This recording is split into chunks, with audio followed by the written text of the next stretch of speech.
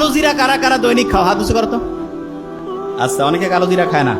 শোনো, আমি তোমাকে সত্যি কথা বলি, কালো জিরা ব্রেইনের যে ইনফেকশন হয় না, ব্রেইনের খোসর মোসর, এইটা ধ্বংস করতে, এইটার বিরুদ্ধে ফাইট করতে সবচেয়ে ভালো একটা উপাদান হচ্ছে কালো জিরা। কি নাম বলো?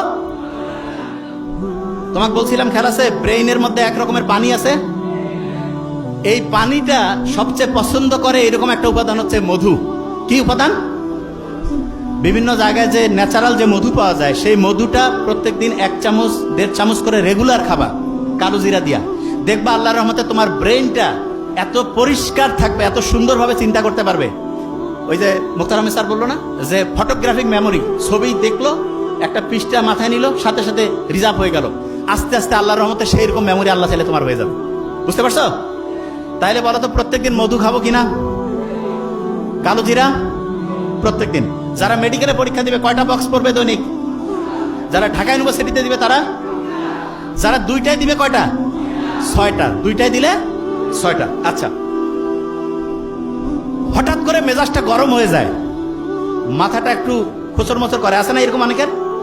ওই সময় একটা কাজ করবা, সেটা কি বলি? ওই সময় খুব সহজ কাজ, সেটা হচ্ছে কি জানো? চোখ বন্ধ করবা। করো করো, করছো? চোখ বন্ধ করে চিন্তা করো যে তুমি যে জায়গায় চান্স পাইতেছ সেই জায়গায় চান্স পেয়ে গেছো। চিন্তা করো তো, ভালো লাগতেছে? আচ্ছা, একটা জিনিস বলি, পরীক্ষার হলে অনেক সময় খেয়াল পড়ে না, তখন চোখ বন্ধ করলে পড়াটা মাথায় আসে না। কারণটা কি জানো? চোখ হচ্ছে আমাদের প্রায় 80% সেন্স, মানে আমরা আমাদের ব্রেইনের যে খরচ 80% চোখ করে। কে করে? শোনো, একজনের চোখের দিকে তাকাইলে বোঝা যায় না সত্যি বলতেছে না মিথ্যা, এ ভালো চাচ্ছে না খারাপ, বোঝা যায় না? বলে না, চোখটা মানুষের মনের যে প্রতিচ্ছবি, সেটা চোখের মাধ্যমে প্রকাশিত হয়। তোমার একটা পড়া মনে আসতেছে না, তার মানে ব্রেইনে যে জায়গায় পড়াটা রাখছো সেই জায়গা থেকে নেটওয়ার্ক ঠিকভাবে কানেকশন পাচ্ছে না। কানেকশন করার জন্য অনেক সময় তুমি দেখবা হঠাৎ করে তোমার বাসায় কারেন্ট লো ভোল্টেজ হয়েছে বা কারেন্ট চলে গেছে, তখন আমরা এরকম করি না, কিছু কিছু জিনিস বন্ধ করে দিয়ে ফ্যানটা আর যেটা খুব প্রয়োজনীয় সেটা চালু রেখে অন্য সব বন্ধ করে দেয়, যে ভোল্টেজটা একটু ঠিকভাবে এটা পাও। ঠিক তেমনি করে তোমার ব্রেইনের ভোল্টেজে তখন কম বেশি হয়েছে, এই ভোল্টেজটা তখন কিভাবে আসবে? ঠিক চোখ বন্ধ করছো না, তখন এই শক্তিটা তো খরচ আর হচ্ছে না, তখন ও খুঁজতেছে পড়াটাকে, এবং পড়াটা খুঁজে আলহামদুলিল্লাহ চলে আসলো। আরেকটা জিনিস দেখবা, হঠাৎ করে তোমার একটা পড়া মাথায় আসতেছে না, দেখিও পরীক্ষার হল থেকে বাড়ি হইছো, ওই সময় মাথায় আসছে, হয়েছে এরকম হয় না? আচ্ছা, অনেকে কবে এটা কেন হয়? বলি একটা জিনিস, ব্রেইনের একটা অসাধারণ বৈশিষ্ট্য হচ্ছে, কোনো প্রেশার নিতে চায় না, প্রেশার নিতে চায় না। তার মানে তুমি পরীক্ষার হলে পরীক্ষা দিচ্ছ, তোমার একটা পড়া মাথায় আসতেছে না, ওই যে জায়গা থেকে বেরিয়েছিলাম, প্রথম কাজ হচ্ছে চোখ বন্ধ করা। কি করবা?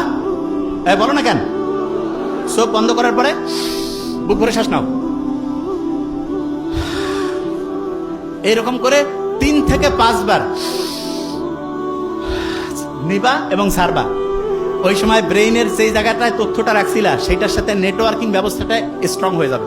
দেখবা যে ইনশাআল্লাহ মাথায় চলে আসছে। আর যদি না আসে তখন ওই প্রশ্নটা একটু রিজার্ভে রাখবা, রেখে ওই জায়গাটা ফাঁকা রেখে অন্য জায়গায় হচ্ছে পড়া শুরু করবা, অন্য জায়গায় লেখা শুরু করবা, এবং করার পরে হঠাৎ করে দেখবা চট করে মাথায় চলে আসছে। হয় না?